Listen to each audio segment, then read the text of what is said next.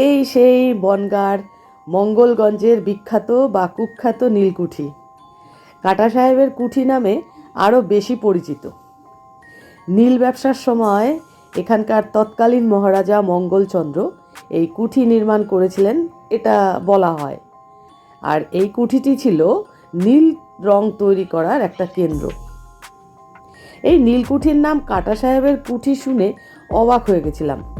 এমন অদ্ভুত নাম কেন? পরে একজন স্থানীয় মানুষের কাছে শুনলাম যে এখানকার নীলকর সাহেবের অসহনীয় অমানবিক অত্যাচারে ওষ্ঠাগত প্রাণ কৃষকরা বিদ্রোহ করে বসে। একদিন সব ধৈর্যের বাঁধ ভেঙে কৃষকরা কুঠি আক্রমণ করে এবং নীলকর সাহেবের ধর দেহ থেকে আলাদা করে দেয়। তারপর থেকে জনমুখে প্রচলিত হয়ে গেল কাটা সাহেবের কুঠি নাম।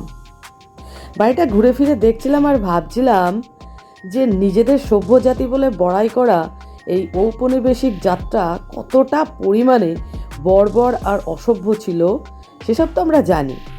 আর এই ভয়ঙ্কর নরপিশাচ নীলকরগুলো তাদের যে অত্যাচার সব মাত্রা ছাড়িয়ে গিয়েছিল তার জলজান্ত প্রমাণ নীলদর্পণ বইটা।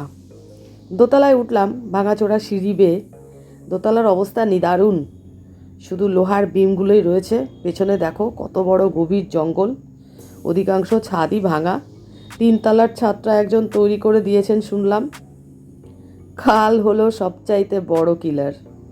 আজ যা বর্তমান তা এভাবেই একদিন অতীত হয়ে যায়, পড়ে থাকে শুধু ইতিহাস রোমন্থনের কঙ্কাল।